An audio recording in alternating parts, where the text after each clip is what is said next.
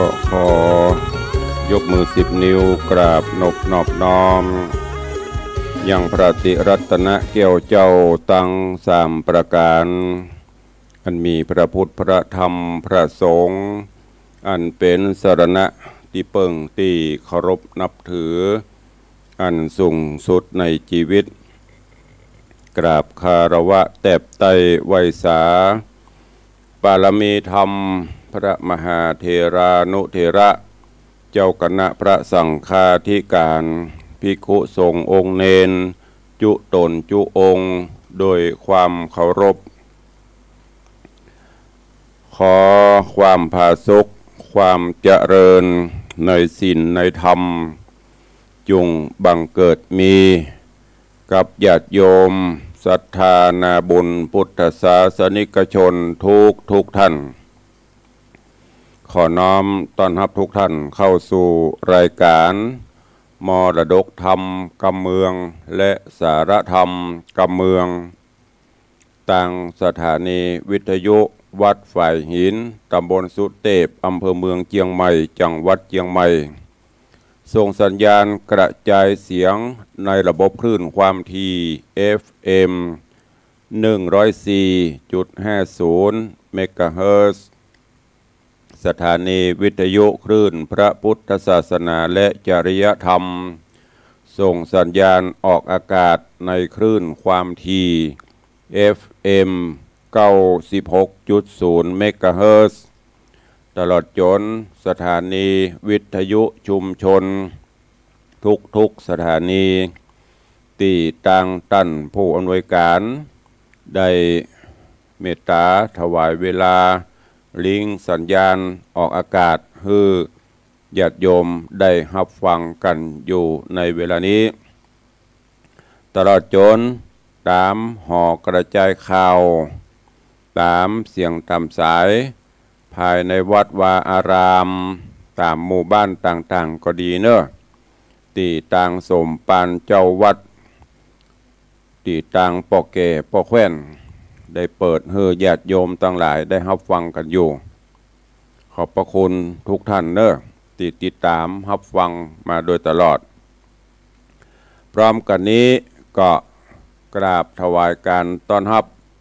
และก็เจริญพรต้อนรับ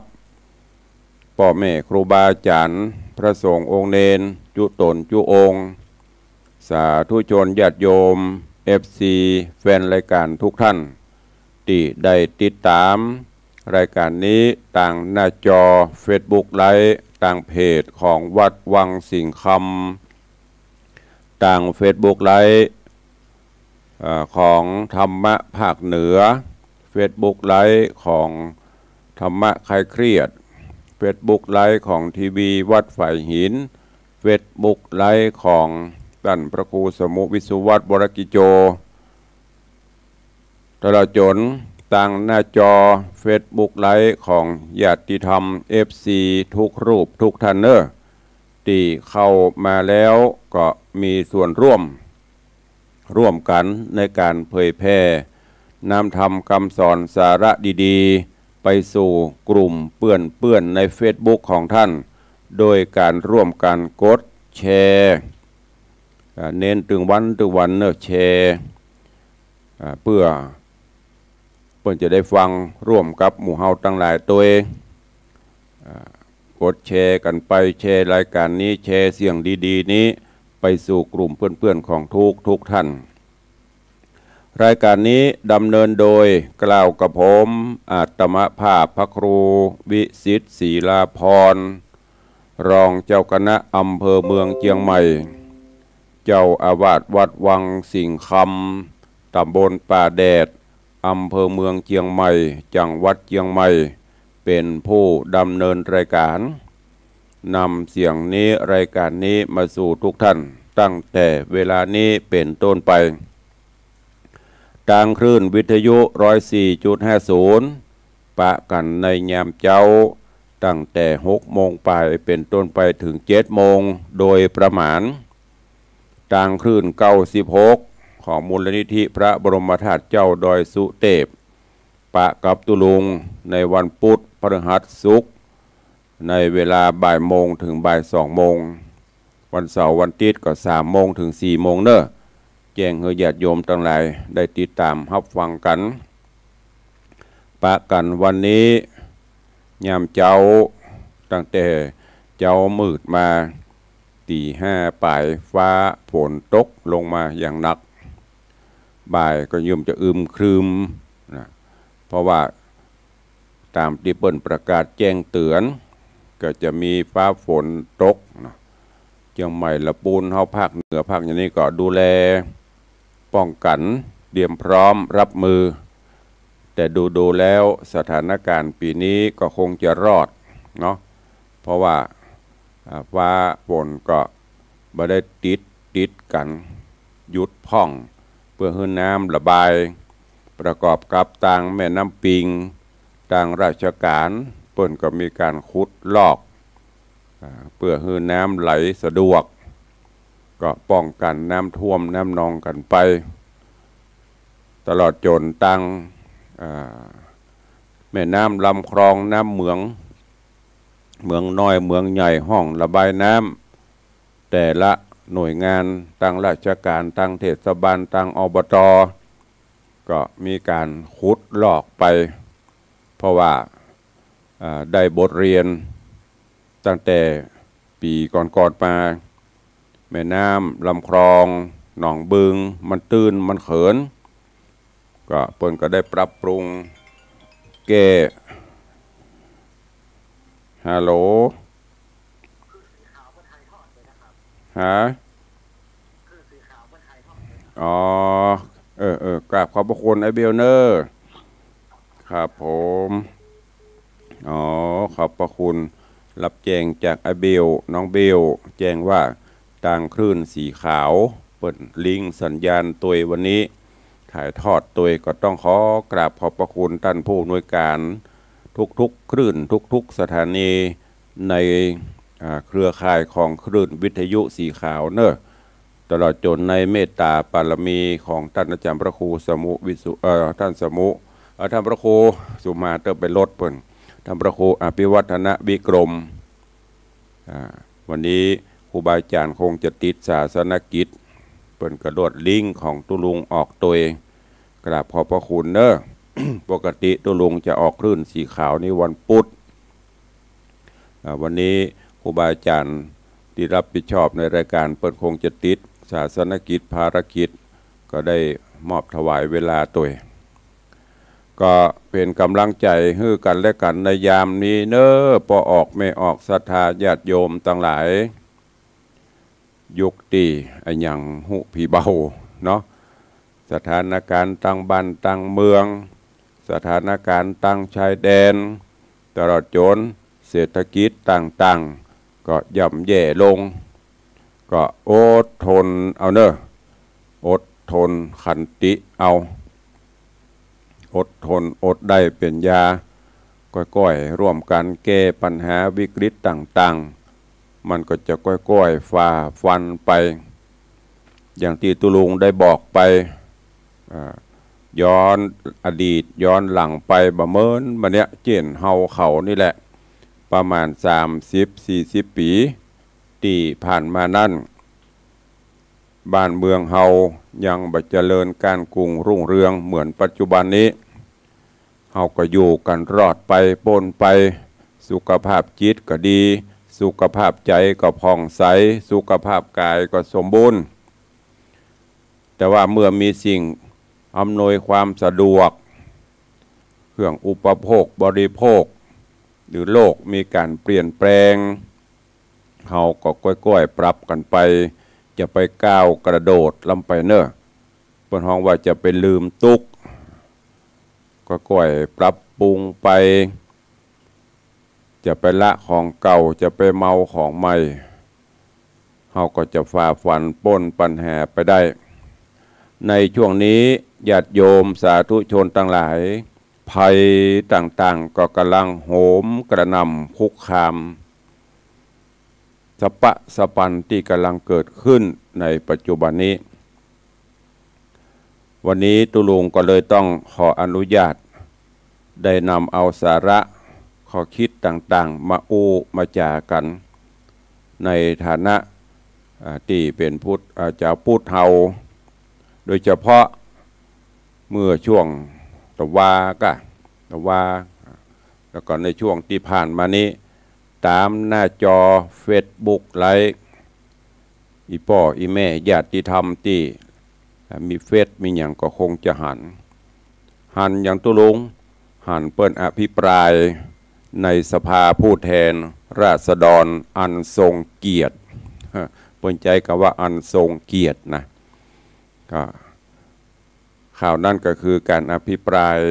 ในเรื่องของงบประมาณในเรื่องของทางพระพุทธศาสนาของเฮาถามว่าเปิ้นบ่ฮื้อยุ่งการเมืองบ่ใช่การตุลุงอันนี้บ่ได้ยุ่งการบ้านการเมืองอย่างเด้อบ่ได้ฟักไฟพักการเมืองใดแต่ว่าเพื่อสิทธิเพื่อปกป้องพระพุทธศาสนาเฮาเป็นส่วนหนึ่งเป็นแห่งแรงกายหนึ่งอย่างพี่นานอิโสมเตปีนี่เพิ่นก็จัดรายการอันนั้นเพิ่นเป็นเจ้าบ้านเพิ่นเต็มที่แต่เฮาเป็นพระเป็นเจ้าจะเต็มสูบก็บ่ได้ก็เดียวก็โดนหั่นหมดอย่างตุลงเพิ่นอภิปรายญาติโยมที่ติดตามข่าวสารก็น่าจะรู้สิ่งนี้ก็นับว่าเป็นสิ่งที่น่าห่วงในทางพระพุทธศาสนาเฮายิ่งตอนนี้ข่าวคราวต่างพระเจ้าพระสงฆ์ต่างวงการพระพุทธศาสนาก็หนาแน่นหยุดถึงวันกำเดียวกดที่หั่นกำเดียวกดที่นี่ประกอบกับข่าวสารสื่อสารต่างๆเปิ้นก็ร่วมกันประโคมอึกกระทึกครึกโครมโหมกันถึงวันก็เป็นห่วงอีพ่ออีแม่พุทธศาสนิกชนเฮาเนอะเพิ่นได้ย้ำตลอดตุลุงก็ย้ำตลอดหูจักแยกแยะผิดชอบชั่วดีพุทธเจ้าหรือว่าพระพุทธศาสนาเฮาเปิ้นสอนเรื่องของกรรมใครทำดีก็ได้ดีไปใครทำชั่วก็รับกรรมไปทุกวงการมีมดเหรียญก็มีสองด้านนะมันเป็นของกู้กันอย่างโลกกระทำนั่นนะมีดีก็มีหายมีเมื่อวันก็มีเมื่อคืนมันเป็นของกู้กันมาโดยตลอดถ้ามันแจ้งลึงตลอด24 ชั่วโมงเฮาจะได้พักผ่อนกันก่อนถ้ามันมืดตื้อตลอด24 ชั่วโมงเฮาจะได้ทำงานกันก่อนมันเป็นของกู้กันบอกว่าจะเป็นวงการใดข้าราชการทหารตำรวจครูบาอาจารย์อัยการทนายผู้พิพากษาครูมีหมดถ้ามันดีหมดพร้อมกันหมดมันก็คงไม่ต้องมีตำรวจไม่ต้องมีทหารมาปกป้องไม่ต้องมีอะไรอย่างต่างคนต่างใช้ชีวิตของกันไปแต่นี้มันเป็นไปตามนั้นที่เปิ้นติตุลงจั่วหัวว่าเปิ้นอภิปรายในสภานั้นความจริงแล้วท่านสสทั้งหลายเวลาเปิ้นอภิปรายว่าสภาอันทรงเกียรติฟังเปิ้นนะสูงทรงเกียรติแต่เกียรติในที่นี้ที่อภิปรายนั้นมันผสมกับเกียรติพอเปิ้นอภิปรายตัดงบประมาณโดยเฉพาะของพระเจ้าพระสงฆ์เขานี่ถ้าบอกเนอะเปิ้นก็จะซับเปิ้นก็จะโขกหัวจะเนี้ยเปิ้นอภิปรายแต่ว่าเปิ้นตัดหมดงบประมาณเผยแผ่งบประมาณอย่างต่างๆที่จะทำนุบำรุงพระพุทธศาสนาของเฮานี่แม้กระทั่งมาโดยตลอดสื่อสารต่างๆโดยเฉพาะพี่น้อยปอน้อยปอหนานพระมหาปรริญญาหรืออดีตมหาปรริญญานักวิชาการทางพระพุทธศาสนาเปิ้นก็ฮื้อความรู้มาโดยตลอดว่าวิถีชีวิตความเป็นพระเป็นเจ้าเฮาเป็นจะได้แม้ยันตวาทหารนะพระไม่จำเป็นต้องใช้เงินไม่จำเป็นต้องจับเงินจับทองเอาไปฮื้อพระทำไมอีโล โอ้ฟังแล้วบัดเดียวลองถามเป็นอานิสงส์เตปีนั่นนะ มันคืนเหมือนกันโลก็ตึงวันต้องดูตามสภาพความเป็นจริงนะทุกเจ้าจะไปไหนก็ต้องใจปัจจัยแม้แต่วัดวาอารามทุกวัด90 กว่าเปอร์เซ็นต์98-99%จะพัฒนาอันอย่างจะแปลงจะสร้างอันอย่างก็ต้องใจทุกอย่างเพิ่นบอกว่าของฟรีไม่มีในโลกเจ็บไข้ได้ป่วยก็ต้องเสี่ยงสตางค์ถูกมีโรงพยาบาลสงฆ์แต่ก็ไม่ใช่ว่ามันจะควบคุมกันหมดเบิ้นไม่ใช่แปลงรองรับตุเจ้าทั่วประเทศนี่โลก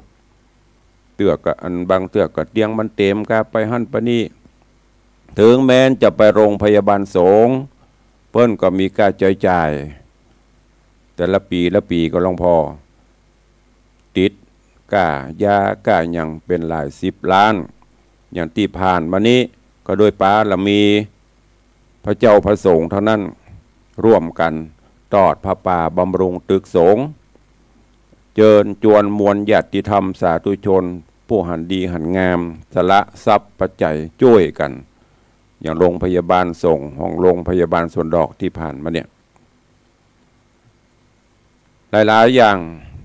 การคบฉันก็ดีการใช้จ่ายในวัดวารามทุกอย่างมันเป็นปัจจัยแต่ท่านผู้ทรงเกียรติอภิปรายตะวานี่มันบางอย่างมันก็ฮับบ่ได้วันนี้ขออนุญาตเนอะเปะคำขอยุดไว้กำเนอะพี่นาดีสมญาติโยมศรัทธาขอยุดไว้เฮวันก็เดี๋ยวก็ฟังกันต่อวันนี้ขอเอาเรื่องราวความรู้ข่าวสารงานต่างๆวันนี้มาอู้จ๋าคือฟังจะไปว่าตุลุงไปยุ่งเกี่ยวการเมืองนะแต่เอามาอู้เพื่อให้ญาติโยมตอนหลายเขาได้รู้ได้ทราบว่าภัยในทางพระพุทธศาสนาตอนนี้มันคุกคามใหญ่โตจนกระทั่งพระเจ้าพระสงฆ์ผู้ปฏิบัติดีก็มีจนเริ่มจะท้อกันแล้วเนอะเริ่มจะท้อแต่ก็เป็นอย่างลูกพระพุทธเจ้าเข้มแข็งอยู่ละภัยอันใดก็สามารถจะยี่อย่างได้อยู่ละอย่างข้าวก่อนก็อึกระทึกคึกโครมตรวจวัดตรวจว่าตรวจอันยังสปะต้องรายงานนนนี่นั่นโอ้ยังเป็นประเดี๋ยวนี้เหมือนยังก็เป็นอาชญากรต้องไปกำบัตรไทยหูบพ่องวันก่อนก็หันพ่อประเดี๋ยวนี้ตาคนมันตาดิบอย่าง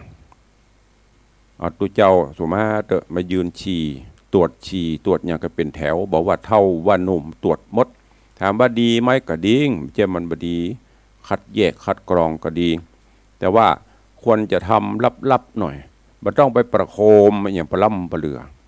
ใจว่าตั้นต่างหลายผู้ปฏิบัติเหล่านั้นจะดีโลอย่างที่ตุลวงบอกตะเกียมันก็มีเหมือนกันหมดก็เนี่ยกันไปการภัยกันมันหน้าที่ภัยหน้าที่มัน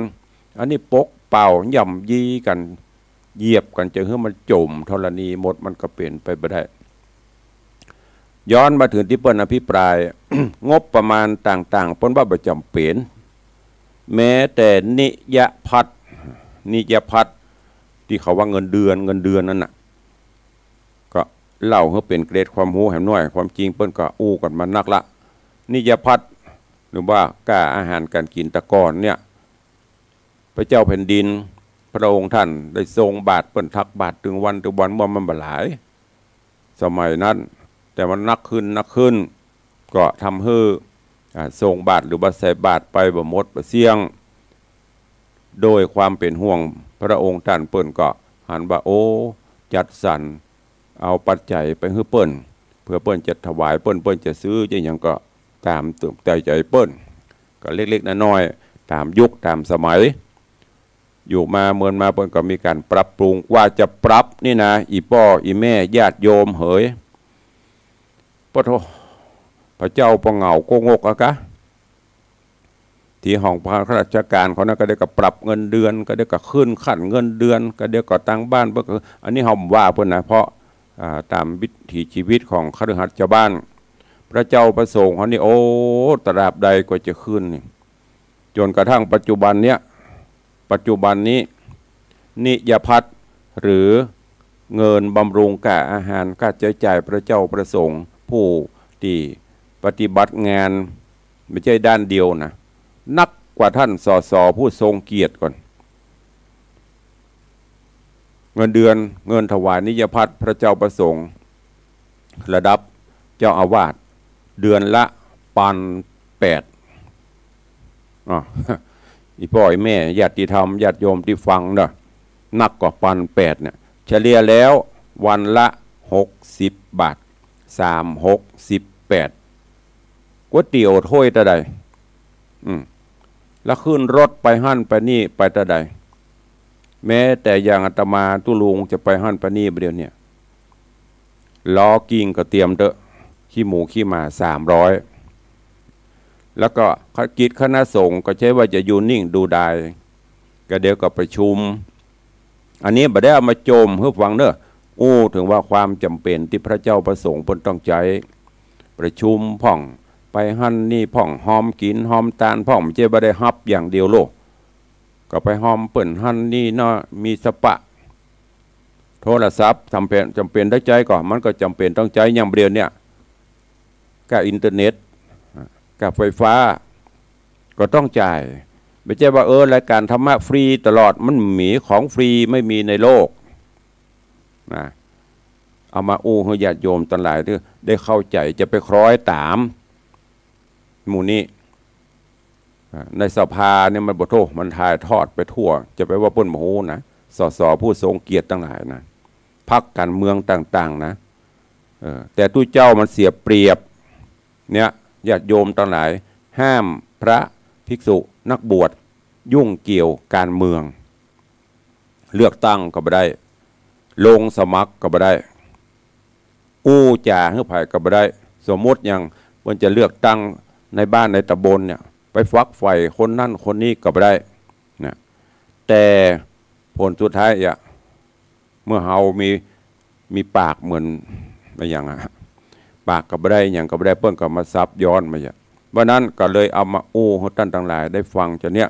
ว่าวิถีชีวิตความเป็นอยู่ของพระเจ้าประสงค์ลองสังเกตพอปัจจุบันนี้ประเทศไทยเราเหลือประมาณ300,000 กว่าตน300,000 กว่ารูปนะแล้วใจว่าจะเพิ่มนะลดลงออกภาษาลาพระเจ้านี่แหมโหเดือนหลังจากกฐินไปเนี่ยเดือนตุลาไปเนี่ยมันจะเหลือกี่ตนโหอันเนี้ยมันเป็นแผนของเปิ้นบีบรัดเข้ามาความเป็นอยู่ของพระสงฆ์องค์ข้าเจ้าถามว่าเปิ้นเดือดร้อนอย่างเปิ้นก็บ่เดือดร้อนแต่ท่านทั้งหลายนั่นแหละก็เดียวก็เรื่องนั่นก็เดียวก็เรื่องนี้โดยเฉพาะจะไปใจบนห้องภัยตังอำนาจบาดใหญ่มาเบียดถ้าพระเจ้าประสงค์ทั่วประเทศทนบ่ไหวแล้วก็ยังว่านั่นเนอะมันอันยังจะเกิดกับบ่ว่าอันนี้มันได้ยุโยงนะก่อนที่จะอย่างนั้นเพิ่นถือว่ามันเป็นนายเฮาเดี๋ยวลงไปพอเนิ่นหน้าจอประทศถล่มก็เต็มที่พักการเมืองเนี้ยเมื่อก่อนก็สปะสปันกับพิจารณากันเอาคนเดียวตุลงเอามาให้ฟังนี่เพราะด้วยความเป็นห่วงว่าบ้านเมืองเฮาเกิดอะไรอย่างขึ้นทั้งที่เป็นเมืองพุทธยิ่งอย่างถึงบักคิดบักพิจารณาให้ดีแต่ละท่านแต่ละคนก็มีการศึกษากันสูงอย่างที่ย้อนกล่าวถึงที่เพิ่นอภิปรายที่พระสงฆ์องค์ข้าเจ้าพุทธศาสนิกชนเฮาฮับมาได้ก็คือเปิ้นเอาภาพขึ้นตัวเองแต่ก็วันเนี้ยไปกราบอะไรก็ไม่รู้คำว่ากราบอะไรก็ไม่รู้เนี่ยมันปัดโถพุทธศาสนิกชนเขาจะอดกันได้ก็ลองพอที่ไปกราบสังเวชนียสถานที่ประสูติตรัสรู้ปรินิพพานสถานที่แสดงธรรมแดนพุทธภูมิก็คือไปไหว้ป้อเขานั่นแหละก่อนที่จะมาเป็นพระพุทธศาสนาเขาก็ไปพ่อไปกอยก็เป็นเรื่องของภัยของมันพระเจ้าประสงค์อุบาสกอุบาสิกาเปิ้นก็ไปกันตลอดเนี่ยกำแป๊บเดียวไปนะไปไหว้อะไรไม่รู้นะมันหมูจักกับมันเป็นอะไรอย่าง กับไปดีขย่ำไปพออันนี้เป็นอันนี้ที่พ่อเกิดเนอะอันนี้ที่พ่อตายเนอะอันนี้ที่เผาศพพ่อเนอะอย่ามันจะได้หูแม้แต่การเผยแพร่อย่างต่างๆประเด็นเนี่ย พระเจ้าประสงค์เพิ่นก็เอาหมู่บ้านศีลแห่โครงการวัดประชารัฐสร้างสุขสปะสปันที่พระเจ้าประสงค์เขาทำกันบ่ได้นิ่งดูดายแต่มันบ่ปรากฏสื่อมันบ่มีข่าวเพิ่นว่าข่าวดีลงหายข่าวหาย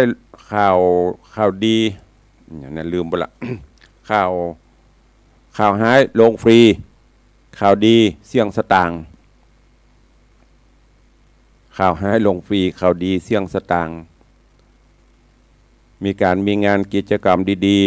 ๆจะมาทำข่าวทำอย่างนี้ต้องใส่ซองนะจะไปว่าบ่มีนะใครกล้าอู้ว่าบ่มีไปฟรีไปเสี่ยงตังค์นะไม่มีใครเราจะรับมันต้องเสี่ยงอย่างน้อยบัดน้อยก็นักศีลน้ำใจก็ย้ำมากันเตือนนะอันนี้บอกว่าข่าวให้ลงฟรีข่าวดีเสี่ยงสตางค์น้ำท่วมไผ่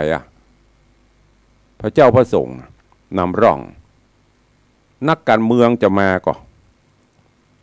มีใครออกมาลุถ้าออกมาก็ไปเจ๊ควักกระเป๋าออกมาลุงบประมาณเท่านั้นหรอจกกันก่อนสละเงินเดือนออกมาหอมก่อนมันมีวันนี้ผมได้มาอู้อย่างฝันนะแต่วันระบายให้ฟังว่ามันเปลี่ยนจะอี้ว่าตุเจ้าพระสงฆ์องค์เนรในทั่วประเทศเนี่ยมันจะว่าตุลุงมันจะคนนั้นคนนี้นะตุลุงก็เนี้ยไปตามที่ทำได้ตามบารมีธรรมนะเพราะฉะนั้นก่อนที่จะสรุปอย่างออกไปโดยเฉพาะสภาเนี่ยมันเป็นสิ่งที่บรรณาจะเกิดหมู่อื่นในตุเจ้าพระสงฆ์เฮาพุทธศาสนิกชนบัดนี้ใจนะหน้าที่แต่เปิ้นพอเปิ้นก็พิจารณาเอาแต่มันไปเนี่ยไหวอะไรไม่รู้ไปกราบอะไรไม่รู้นะโบ่ฮู้จักไผเป็นลูกบ่ฮู้จักไผเป็นป่อเอาเข้าลามปามมดตัดมดเนี่ยไปถือเอาตามที่กระแสต่างๆเกิดขึ้นเนี่ยสุดท้ายลองพอว่าจะตากรรมตัวเก่าจะเป็นจะได้ว่ากรรมมีแต่มันแต่นะเพราะนั้นก็ฝากฝังไว้เนอะในยุคนี้อู้นักไปกับดีอู้นักไปกับได้ก็เอามาเล่าสู่ญาติโยมศรัทธาต่างหลายถึงหน้าจอ Facebook ไลฟ์ถึงต่างบ้านได้ฟังว่าขอเราท่านต่างหลายกลมเกลียวสมัครสมานสามัคคีฮักในสถาบันชาติพระพุทธศาสนาหรือสถาบันศาสนาและองค์กษัตราองค์พระมหากษัตริย์อันเป็นศูนย์รวมจิตใจของเฮาเสพข่าวเสพได้ดูข่าวดูได้แต่ใจมันสมองพินิจพิเคราะห์พิจารณาความเป็นไปได้ในโลกนี้เปิ้นพอไปถึงโลกพระจันทร์ละหมู่นี้ยังจมตึกอยู่ใจว่าพระเจ้าประสงค์เปิ้นบ่ฮู้ระเบียบวินัยแต่สถานการณ์ปัจจุบันมันเปลี่ยนไปเช่นนั้นขออนุญาตน้องอ้างพาดพิงให้ด้วยเนาะเหมือนอย่างหลวงตาสิ้นคิดที่เขาดูเฟซเพิ่นถามว่าอู้ถูกต้องก็ถูกต้องแต่มันบ่ถูกใจไปได้แต่คนประเด็นมันชอบความถูกใจมันบ่ค่อยชอบถูกต้องพระต้องใช้ปัจจัยอย่างไรบ่ได้อู้เข้าตัวเก่านะบ่ได้อู้เข้าข้างแต่ว่าอู้ถึงความจำเป็นในปัจจุบันนี้ภาวะความเป็นอยู่มันก็ต้องอาศัยปัจจัย4ปัจจัย5กำลังกันหมดควรที่จะให้กำลังใจซึ่งกันและกันเฮาเลือกสสเฮาเลือกผู้แทนเฮาเข้าไปก็หวังเพื่อที่จะไปปกป้องคุ้มครองป้องกันประโยชน์ส่วนรวมไม่ใช่ไปเอาไปโจมตีบีทากันโดยบ่ฮู้แต่โดยบ่ฮู้สาเหตุโดยที่บ่ได้วิเคราะห์พิจารณาก็เลยทำให้ เป็นภาพลักษณ์ออกมาในทางเสียหายถ้าจะตัดหมดเลยไม่ต้องมีของศาสนาได้ก็จ้างตัดให้หมดต้องมีเบี้ยประชุมสสก็ตัดเพราะกินเงินเดือนจะเป็นแสนบุรโลกเอาไปเนี่ยแหมเบี้ยประชุมอันนี้ได้กับได้แล้วก็ข้าพันหื้อพระเจ้าพระสงฆ์เดือนละปันป่ายเป็นเดือดเป็นร้อนไม่ใช่ว่าเงินมุ้ยมันจะไปแปลงอะไรอย่างได้รู้เนาะเอาหมอกปอเหมาะปอควรเนาะนำเรียนอุจาญาติโยมศรัทธาเฮาในวันนี้แปะคำก็เลยเป็นแปะคำมาก่อนอยู่ในคาบมันก่อนเถอะไปฟังออกมาเถอะวันนี้ก็เวลาก็ล่วงเลยมานักเกเดี๋ยวตักตายพี่น้องญาติโยมทั้งหลายเนาะ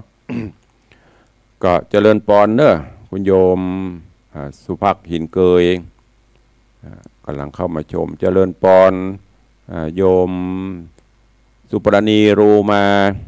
เจริญปอนจันทร์ประสิทธิ์เก่งกาจคุณโยมวิไรนวลศิริท่านตุปีมหาคมสันเจริญปอนปิณาดิโสมเตปินกำลังชมตังเพชรเจริญปอนโยมปีอัญชลีคำกิติโยมจันทร์สายแป้งหลวงเจริญปอนยายเงินโดยซิวเจพันเชียงใหม่คุณโยมสุพรรณีเจริญปอนโยมทองแม่ทองคำที่วงคำโยมพิสมัยสีเทพธรรมรงคุณโยมอย่างท่านเจ้าอย่างเนี้ยนัทบุตรโยมนัทบุตรนัทวัฒน์ มาว่าพอเนาะพี่น้อยพี่ไอ้ เจริญปอนโยมสลินทิพย์บุญเลิศแล้วก็พี่นันจรันปิยจันทร์เจริญพรพี่อายุธนาจ้างซอหางดงเจริญพรแม่เลี้ยงสมพรสีสริงคานเนอเจริญพรแม่ปั่นมีงานโยมสมทรงสิทธิตาวันนี้หลายเฮ้ยเข้ามาพองมาฟัง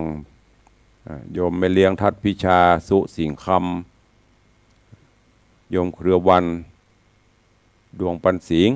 สาธุอนุโมทนาทุกท่านทุกคนเนอะวันนี้ตุลงเขาเบรกแปะคำเอาคำไว้ในคาบในสักวัน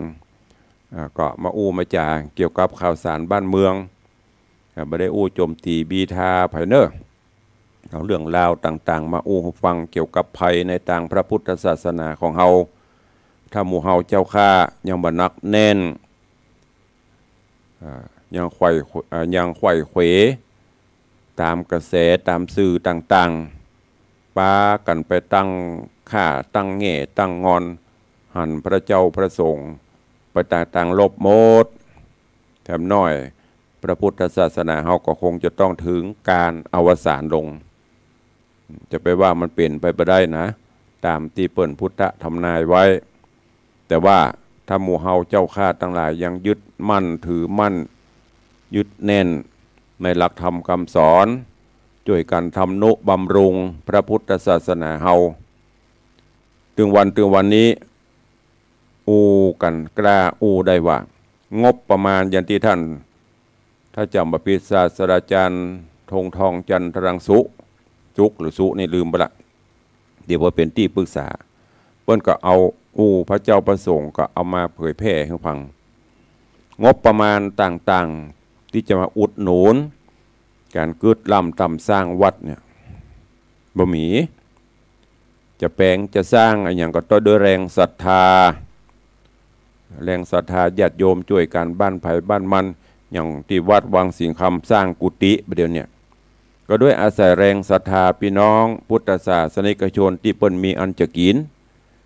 ที่เปิ้นมีศรัทธาแรงกล้าช่วยกันบริจาคปัจจัยฮับนั่นนี่โน่นจนเสร็จไปวิหารเป็นหลังกำแพงกากุฏิกาศาลากันนี่งบประมาณราชการนี่ โดยทางกรมการศาสนาก็ดีสำนักพุทธก็ดีปะโทกว่ามันจะแมบกรรมนี่มันไม่ค่อยมีไม่ใช่ว่าเอางบประมาณมาผ่านมาใจแต่ทุกเจ้าเพิ่นเดือดร้อนไหมก็ไม่ได้เดือดร้อนขอไปได้ก็เอาได้เพิ่นก็ว่าอย่างเนี่ยกันไปแปลงวิหารบางวัดเป็น10 ปียังไม่แล้วเตื้อก็บารมีของภัยของมันบารมีทุกเจ้าบารมีศรัทธาญาติโยมความสามัคคีช่วยกันเพราะนั้นอีป่ออีแม่เขาได้ยินได้ฟังข่าวสารต่างๆในต่างทิบดีก็จะไปเชื่อตามเคยกินก็กินเคยทานก็ทานเคยทำบุญอย่างไรก็ทำไปเถอะอย่างที่มีอาจารย์โยมไม่ยิงคนหนึ่งคนบอกว่าถ้าเราเอาสังฆทานเอาอะไรไปถวายพระและพระจับโยนเนี่ยเราผิดไหมหรือเราไปด่าพระเราผิดเพิ่นก็ย้อนถามว่าของที่เอาไปฮื้อนั่นน่ะเพิ่นฮับแล้วเพิ่นฮื้อปอนแล้วเป็นของไผ่มันเป็นของทุเจ้าล่ะมันเป็นของเปิ้นแล้วเปิ้นอย่าเอาไปย่ำไปยีไปขว้างไปเป็นเรื่องของเปิ้นแต่ถ้าเขายังเอาอัตตาเขาไปยึดดิอันนี้ของกูยังยึดเป็นอยู่บุญมันก็บ่เกิดทานไปแล้วมันต้องไปสนใจสงสัยอย่างตุลุงก็เคยบอกแล้วกำจัดมัจฉริยะความตระหนี่ขี้จิขี้เหนียวตานละฮือไปแล้วจะเอาไปจะได้ก็ตามพระทัยตามใจนะแต่ถ้าว่าเจาะจงอันนี้สร้างกุฏิสงฆ์เนอะเฮาก็ต้องเอาไปใส่ตามกุฏิสงฆ์อันนี้บางอย่างอีแม่บางคนอันอีแม่หอมตุลุงปันตามใจตุลุงเนอะตุลุงจะเอาไปนี่อย่างก็สูดแล้วแต่เตอะอันนี้คือป้นตานล่ะอย่างวันก่อนโยมพ่อเลี้ยงธนวัฒน์แม่เลี้ยงทัดพิชาเอาข้าวสารมาถวายเอาปัจจัยมาถวายแล้วก็ไปเจ็ดเตื้อเดียวครั้งก่อนก็เช่นเดียวกันเปิ้นบ่เคยถามหรอกอันผมหอมอันนั้นตุเจ้าเอาไปไว้ไหนผมฮับอันนี้มีไหนจื้อเปิ้นก็มาถามบ่ไปพอติดก็จ้างบ่ติดก็จ้างอันเนี้ยคือหูจักตาลแล้วบ่ห่วงตาลแล้วบ่หามตามใจม่วนใจพ่อเลี้ยงว่าเที่ยวมาแผ่วัดต้องสังเกตพอแจกทิพย์แจกนั่นแจกนี่ตาลหันพระเน้นก็ยกถวายหันญาติโยมยกฮื้อเที่ยวก็ยังบอกโอ้ไปแจกล้ำเหลือเปิ้นว่าม่วนสบายใจเดี๋ยวมาดึงมาแหมก็ยังเปิ้นว่าเตะก็เดียวมันดึงมานะพ่อของพ่อเลี้ยงก็เดียวก็เข้าก็เดียวก็เงินเข้าบัญชีฮะมันมาด้วยยานทิพย์ด้วยบุญแต่ถ้าเขาตานแล้วเขาเสียดายตานแล้วเป็นห่วงเนี่ยมันเป็นคำเคิงอยู่เพราะนั้นฝากไว้เนอะกับญาติโยมศรัทธานาบุญเฮาช่วยกันศึกษานำธรรมคำสอนขององค์พระสัมมาสัมพุทธเจ้าที่พ่อแม่ครูบาอาจารย์พระสงฆ์องค์ข้าเจ้านักปราชญ์ราชบัณฑิตเปิดเอามาชี้มาเนะมานำก็เก็บเอาไปเสะไปไซเอาอันไหนที่ดีก็เอาไปปฏิบัติและที่สำคัญก็คือทานศีลเจริญภาวนาเสพข่าวเสพอย่างกระจ่างยิ่งประเดี๋ยวนี้ผมว่าตั้งข่าวพระเจ้าพระสงฆ์ก็เสนอตั้งผู้รู้ก็เสนอตั้งญาติโยมก็เสนอก็ไซเอาอย่างบางพ่องเอาไปไหว้ทำไมอิฐปูนบางคนก็มันก็แล้วแต่จริตของภัยของมันแต่สรุปก็คือไอ้อย่างก็ตามที่เราทำแล้วสบายใจบ่เดือดร้อนไผบ่นักไผบ่นักอย่างม้วนของไผเงี่ยไปทำไปแต่ทำแล้วตุกใจบ่ม่วนใจเดือดร้อนตัวเก่า เดือดร้อนสังคมนำความเสื่อมเสียหายนะมาสู่ชื่อเสียงงดหยุดแต่บ้านเมืองก็สงบสุขลมเย็นแล้วอย่างจะเป็นรักของเปิ้นเนี่ยเฮาก็ต้องหัวเฮาก็เสียดายเปิ้นเขาจะก่อยงูยุดไม่ต้องเป็นรักของเปิ้นจะไปยุโยงปลูกปั่นเล่าหน้าจาขวัญเปิ้นถ้าลองเปิ้นเล่าเฮาเหรอเฮาจะคือจะได้หยุดเฮาก็ไม่ต้องไปเล่าไผที่มันบดีไม่ต้องทำสร้างแต่สิ่งที่ดีที่งามไปมีหน้าที่มีอะไรอย่างก็ทำไปเป็นตุเจ้ามีหน้าที่อย่างก็เงี่ยไปเป็นกำนันเป็นพ่อหลวงมีหน้าที่อย่างก็เงี่ยไป เป็นนายกเป็นสจสทสวอย่างก็เนี้ยกันไปเป็นตำรวจมีนี่อย่างก็เนี้ยไปทำไปหน้าที่ไผ่หน้าที่มันบะก้าวกายหน้าที่ไผ่บาดก้าวกายหน้าที่คนอื่นบ้านเมืองมีความสุขจะไปลุกล้ำกันสสมีหน้าที่ที่จะช่วยเหลือสงเคราะห์นำเรื่องราวต่างๆที่เพิ่นเดือดร้อนไปอู้ไปจากันในสภาเพื่อพักดันงบประมาณมาช่วยอันนั้นสำคัญอันนี้อย่างใดก็ว่ากันไปบ่ต้องไปก้าวบ่ต้องไปก้าวกายกันถ้ามีอย่างก็อู้กันก็อู้ภายในเอาโลกนี้จะน่าอยู่สังคมจะน่าอยู่ศีลธรรมไม่กลับมาโลกาจะวินาศอันเนี้ยตุลุงก็ย้ำตลอดพ่อแม่ครูบาอาจารย์ที่หลวงพ่อพุทธทาสบนหวานเขาอยู่กันด้วยศีลโดยธรรมอยู่ด้วยกันด้วยการปฏิบัติถ้าขาดศีลขาดธรรมบรรลัยฝากกับทุกท่านเนอะเหลือเวลาแถมน้อยตอนนี้ก็จะได้ได้จากกับพี่น้องญาติโยมศรัทธาวันนี้คลื่นสีขาวพ้นกับลิงตัวเองไผ่มีข้อคิดข้อหันอันใดก็จากันเข้ามาแต่ก่อนที่จะเปิดหน้าไมค์จะไปลืมเนอะจาเชิญชวนญาติโยมศรัทธาอันนี้ก็เช่นเดียวกันเนอะตุลุงบ่ได้บังคับไผ่เนอะด้วยแรงศรัทธาเมื่อก่อนมาเมื่อเริ่มมาตั้งแต่อายุลุง48มาประเดี๋ยวนี้62เราได้มีกิจกรรมตุลุงถือเอาเป็นวันรวมญาติธรรมงานทำบุญอายุวัฒนมงคลอันเนี้ยบางคนจะทำนี่อย่างมันได้อย่างก็มันได้หลายๆอย่างแล้วแต่ท่านจะเอาเนาะได้ความสุขบานหวานใจไม่ใช่ว่าได้ก็สตางค์ได้หวังสตางค์นะทำแล้วมันจื่นใจมันดีใจบุญกุศลเกิดขึ้นก็ทำไปทุกวันที่21 สิงหาเนอะก็เชิญชวนญาติธรรมมาร่วมกันปีนี้ก็เช่นเดียวกันแต่ปีนี้ก็ตุลุงไม่ได้มีบัตรได้มีการ์ดอย่างไปบอกตำบ้านตำจองเนอะอาศัยเสียงนี้บอกกล่าวเล่าขานเชิญชวนไผ่ว่างก็มาห่วมสืบชะตาด้วยกันมากินข้าวน้ำมาจ้ำข้าวตอนด้วยกันมาร่วมพิธีเนี่ยจะมอบทุนการศึกษาให้ลูกหลานเยาวชนนักเรียนโรงเรียนวัดวังสิงห์คำมอบกองทุนให้กับชมรมบอกว่าจะเป็นชมรมผู้สูงอายุกลุ่มแม่บ้านนะกิจกรรมต่างๆอันนี้ก็ไม่ใช่งบประมาณว่ามาฮื้อนะก็ด้วยแรงศรัทธาอีพ่ออีแม่ช่วยกันมาทุกลงก็เอาจ่ายtuyểnตานต่อไปรวมบุญกุศลด้วยกันเนอะวันที่21 สิงหาที่จะถึงนี้ก็เชิญชวนไปมาร่วมกันได้แล้วก็มีข่าวฝากประชาสัมพันธ์มาตัววันที่19 สิงหาที่วัดสันขยอมอำเภอสันทรายเนอะเพิ่นก็จะมีงานทำบุญทักษิณานุปทานกิจครบรอบ5 ปีการมรณการของหลวงพ่อพระโคโอภาสวิหารกิจแล้วก็ถ้าเพิ่นอยู่เนี่ยเพิ่นจะมีอายุ82 ปีก็เชิญชวนทุกท่านไปร่วมคุยกันเนอะวันที่19อันนี้ที่ปนิมนต์ตุลุงนี่ช่วงบ่ายภาคบ่ายแล้วก็ที่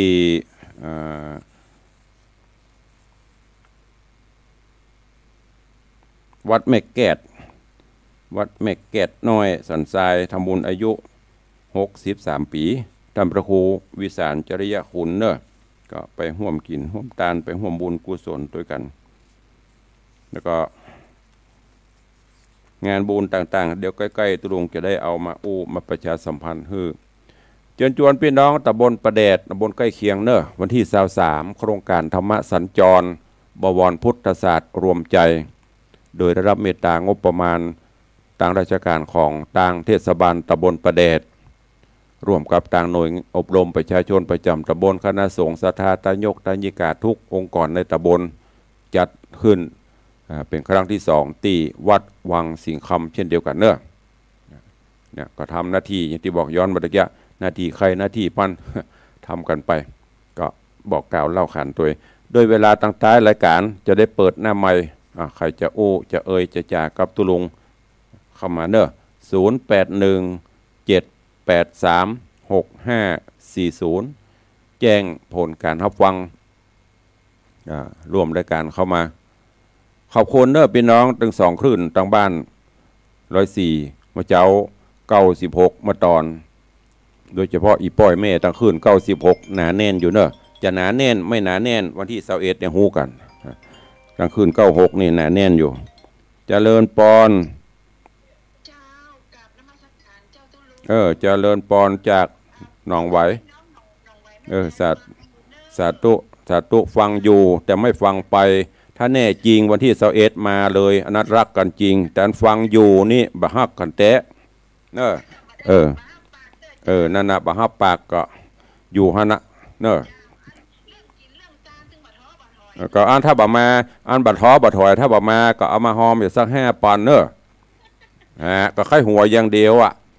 เอาอย่าได้กันแน่จะมาก็บอกมาสตางก็บอกฮือฟังตึงวันกันทำก็ไปใส่สักบาทเนาะได้ฟรีทั้งนั้นมันบันนี้เนาะนั่นน่ะสาธุอุเล่นบัดนั้นเนอะสาธุบุญรักษาจากหนองไหวฟังกันกูบ้านกูจองเจริญปอน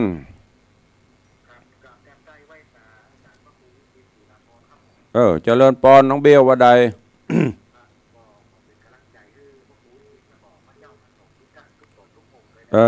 สาธุเนอนุโมทนาสาธุเจ้า เอาเจริญปอนสายต่อไปเจ้าจากตั้งใดเบียงปะเป้าผมไปเอวตะป่นกะหันป้อบุญธรรมหันไผ่ไปจะหลายแล้วแต่ว่าหันป่นไล่สดนี่สาธุนเมเนอร์อนุโมทนาจากเบียงปะเป้าพี่น้องป่นไปตั้งคืนสีขาวป่นไปกิจกรรมงานที่ไหนหุตุลุงลืมไปละอุดแต่พ่องเล่นพ่องไอ้เนอะเซลอีแม่อีปอกกันนะเดี๋ยวว่าหันละไปเลยนะอันนี้คือตุลุงจะไปเซลไปจะเนี้ย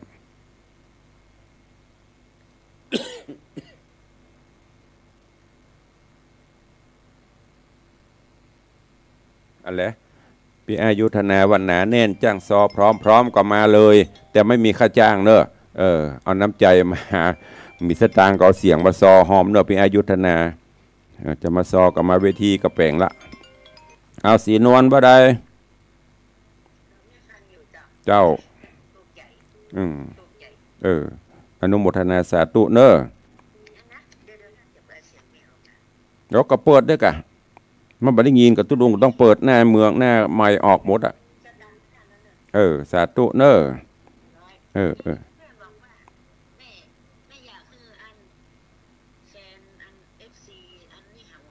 หนัง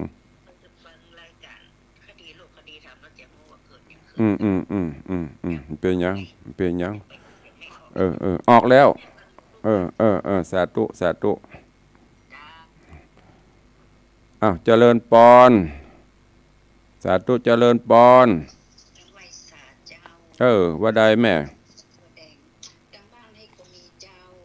มีหยังว่างก็ไปห่วมเปิ้นเจ้าสาธุมีหลายบ้านหลายจองหลายวัดหลายวาในช่วงเนี้ยพระเจ้าประสงค์เขาจะอยู่นิ่งดูดาย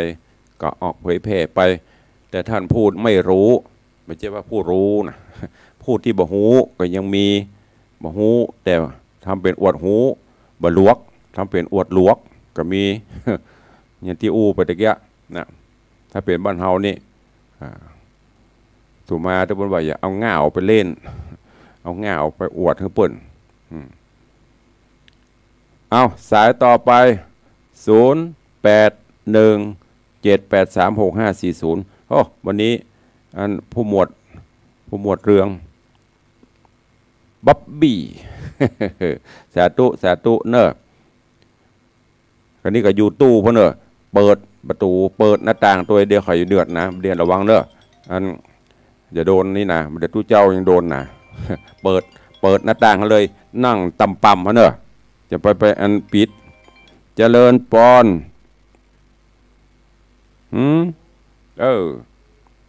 เปิดเสียงออกอากาศให้หมดเนอะว่าใด สาธุอนุโมทนา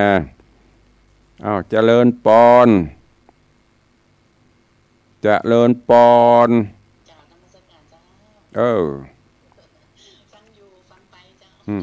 ฟังอยู่ฟังไปอันนี้ซับใกล้นี่จะมากันเนี่ยเมื่อกี้เข้าตอนด้วยกันเนี่ย99%ไม่มาเนาะสาธุเอากระตัวกระเปาะเอาสตางค์ไม่ใช่เปาะสาธุอนุโมทนาบุญโยมเมดาบ้านขวัญเวียงแห่งเมืองเชียงใหม่อยู่ใกล้นี่ถ้ายังมาได้ก็เดี๋ยวจะไปตุยหาบ้านปุ่นเจริญปอนหลุดไปละเอาเข้ามาใหม่เวลาจะหมดแล้ว0817836540มีแล้วเนาะหมดเวลาหมดละวันนี้เป็นรายการสัพเพเหระเนอะอุจาข่าวสารเล่าสู่ญาติโยมศรัทธาอีป่ออีแม่ฟังเกี่ยวกับเหตุการณ์บ้านเมืองพ่องว่าภัยในทางพระพุทธศาสนาเฮาพ่องภัยในที่นี้จะว่าอย่างถ้าเฮาไปช่วยกันเฮาไปหูเบาไปช่วยกันในด้านปกป้องแหมน้อยเฮาก็จะไม่ได้ฟังละน้ำธรรมคำสอนเนอะอยู่ตัวกันไปดูแลกันไปมันกินมันตานไปสร้างบุญกุศลสูญตานไปที่สำคัญเป็นกำลังใจซึ่งกันและกันเนอะ